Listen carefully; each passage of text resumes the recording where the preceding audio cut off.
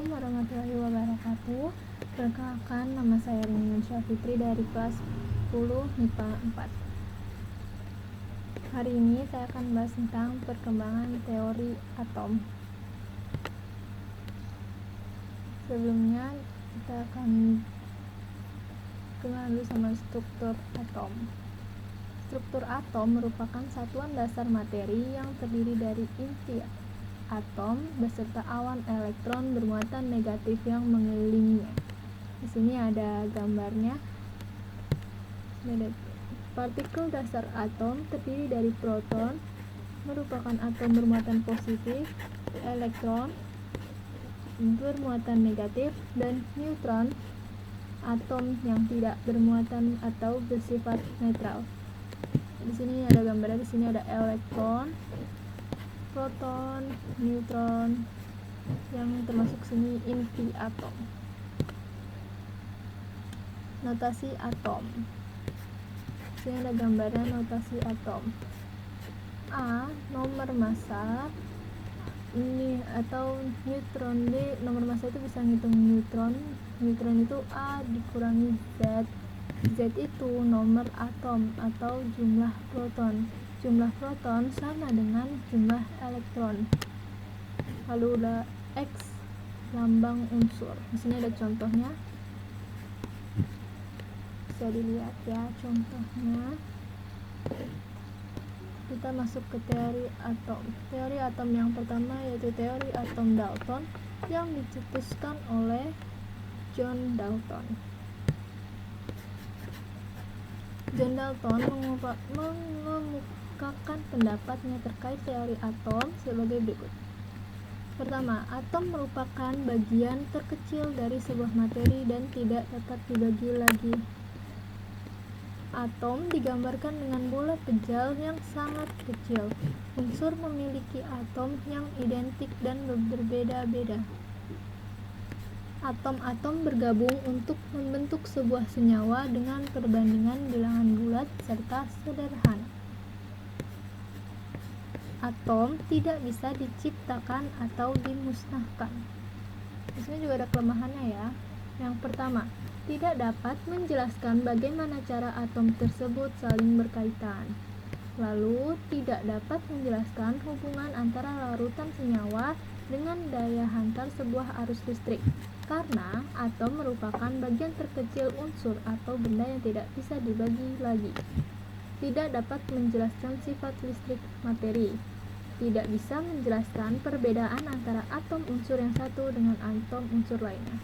Sini ada gambarnya. Ini atom yang dimaksud ya, seperti bola pejal seperti ini ya. Lalu yang kedua ada teori atom Thomson yang dicetuskan oleh Joseph John Thomson. Dalam perkembangannya, Thomson memperbaiki kekurangan yang ada pada teori atom Dalton. Thomson mengemukakan partikel yang bermuatan negatif dan disebut dengan elektron. Jadi, Thomson ini menemukan partikel yang bermuatan negatif dan itu disebut dengan elektron. Teori Thomson berawal dari penemuan tabung katode. Jadi dia menemukan tabung katode. Secara garis besar, ini ada inti dari teori atom ya. Atom bukanlah bagian terkecil dari suatu zat. Massa elektron atom lebih kecil dari massa atom. Secara keseluruhan, atom bersifat netral. Hal ini dikarenakan muatan atom positif dan negatif yang ada pada atom sama dan suatu atom tidak memiliki muatan positif dan negatif yang berlebihan. Atom dengan muatan positif akan tersebar secara merata. Lalu di sini juga ada kekurangannya ya. Sama seperti teori atom Dalton. Berikut beberapa kekurangannya. Ada teori atom Thomson ini tidak bisa menjelaskan bagaimana susunan muatan positif dan jumlah elektron yang ada dalam bola. Inti atom tidak dapat dijelaskan. Teori ini teori ini nih sayangnya gak dikembangkan lagi karena ditemukan ketidakcocokan dengan hasil percobaan Ernest Rutherford. Penelitian Rutherford mengungkapkan bahwa atom muatan positif yang tidak tersebar merata berpusat di bagian tengah atom yang sekarang disebut dengan inti atom. Kita akan lihat di slide berikutnya. Nah, ini gambarnya model atom Thomson seperti ini ya, seperti roti kismis ya. Nah, yang ketiga ada teori atom Rutherford yang dicetuskan oleh Ernest Rutherford.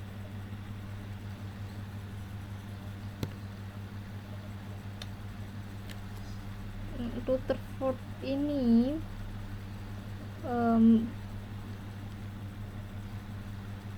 menemukan inti atom pada tahun 1910 dengan kedua asistennya, dan teori yang ditemukan oleh Rutherford berasal dari eksperimen penembakan inti atom lempengan emas dengan partikel alfa, yaitu sebuah partikel dengan massa 4 kali massa atom hidrogen dan muatan positif tersebar 2 kali muatan elektron. Hal yang menyebabkan gugurnya teori atom Thomson adalah Rutherford menemukan inti atom yang ada di dalam atom. Inti atom ini memiliki muatan positif yang menjadi pusat massa dan dikelilingi oleh awan elektron bermuatan negatif. Bentuknya seperti bentuk tata surya menurut Rutherford. Nah, di sini ada inti teori atom Rutherford, yaitu atom terdiri atas inti atom yang bermuatan positif dan dikelilingi oleh elektron-elektron. Atom bersifat netral karena muatan positif. Selama mengitari inti, gaya sentripetal pada elektron terbentuk oleh gaya tarik-menarik. Sebagian besar volume atom adalah ruang kosong, tapi dia juga memiliki kekurangan ya. Sini memiliki kekurangan, yaitu teori atom ini tidak bisa mendeskripsikan cara rotasi, lalu tidak bisa mendeskripsikan spektrum garis yang ada pada atom hidrogen. Energi atom menjadi tidak stabil karena elektron yang bergerak akan memancarkan energi. Sini ada gambarnya. Ini ya. Ini inti atom yang dimaksud, lalu ini elektron-elektron. Yang keempat ada teori atom Bohr yang dicetuskan oleh Niels Bohr. Bentuk dari teori atom Bohr bisa dikatakan seperti peredaran planet saat mengitari tata surya. Eksperimen yang dilakukan Bohr menghasilkan elektron yang mengelilingi inti atom yang terdiri dari proton dan neutron. Dan di lintasan-lintasan tertentu disebut dengan kulit elektron atau tingkat energi.